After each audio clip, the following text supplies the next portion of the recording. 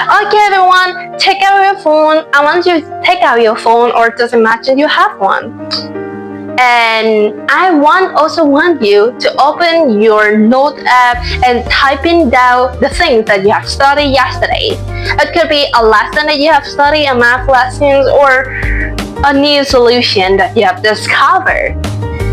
Alright, now got it? And now I want you to, without looking at those notes, I want you to explain what you have studied, or maybe it's the concept, or maybe the solution. I just want you to explain it again to the person next to you in 10 seconds.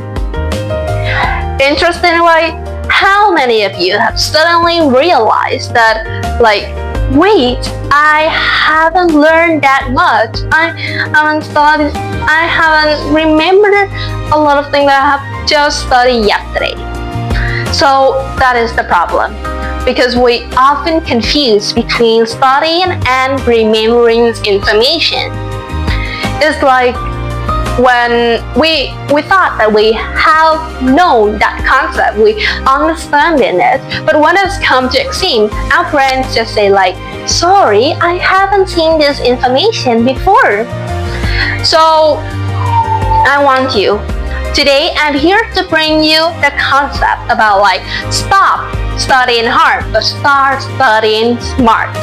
Ladies and gentlemen, my name is TIdùng, and the reason why I'm standing here today is because I want to present with you some of my opinions, and as well as the discussion about some tips that I could provide to you to help you study smarter and more efficiently, instead of just studying hard, rereading things, and blah blah blah.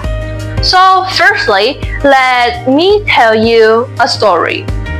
The story about two students named Alex and Ben. There is an upcoming exam, and Alex and Ben are classmates. They have different methods of studying. So firstly, come with Alex. Alex spend about 5 hours every day just to rereading notes, copying notes, highlighting almost every sentence in the textbook. And Ben, he just spent 2 hours every day. But what did he do? He, instead of just rereading every note, write down everything he say without checking it again or anything like that, he used some method more efficiently, try past papers method. He used the repetition, or he used learning through flashcards or other methods like that. And what has come to the exam, Alex sits down confidently until he sees the first question, and he thinks I remember seeing this question, this type of question, but what was this again? And for Ben, he just do every question, solving every question easily.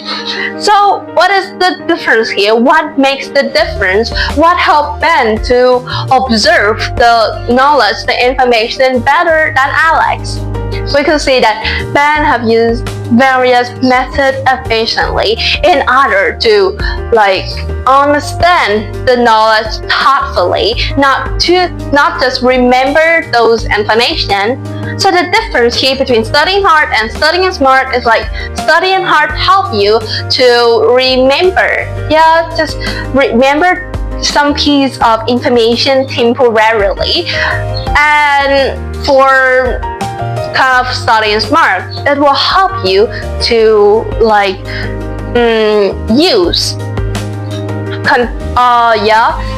use the information efficiently and understand the roots, understand how it will work, and how can we use it. Okay, so now we can see that when studying hard is not doesn't necessarily more efficient than studying smart. Then what should we do? So firstly, I will give you some tips. We have the first step here that I will give out to you is that we need to stop putting information in, but start pulling information out. What does this mean?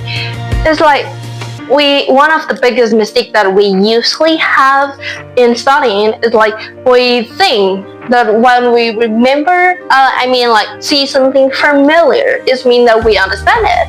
For example, we rereading the hundreds of notes we have taken down, or we highlighting and try to scram those kind of knowledge or information in our brain, and it's not effective at all. We see when we come to it again, we could see it familiar, but familiarity doesn't mean that we are getting smarter, or doesn't mean that we will absorb the information better, and doesn't ensure that when we come to see it in the exam, we could do it. So here I could explain it just for an example. The example here is when we can say that our brain is, for example, we can take our brain muscle, and rereading notes or any kind of method like that is watching other lift weights. So we can understand what they are doing, but our muscle doesn't grow up or isn't stronger, right? So studying is just like that. When you're just rereading notes without practicing, without doing methods for you to help absorb the knowledge efficiently, it doesn't mean at all. So I'm here not to say that studying hard is harmful. I'm just here to suggest you some tips and some advice for you to have a smarter ways and a more effective method to help you learn knowledge and learn things easier. So what method we could apply in here? So firstly, I would say about spaced repetition. It's you studying one thing today, and instead of just scramming and say it 5 times, for example, you study English, instead of you are studying the word inevitable, instead of scramming in your mind inevitable, you can ask question first. Ask question what does inevitable mean in English? How can I use it in a sentence? What is the form of this the word inevitable?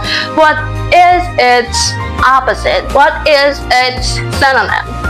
And when you have developed a question like that, you answer it and then you stop it for a while.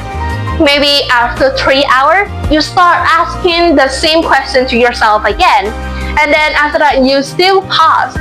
And 1 day later, you ask yourself those questions again.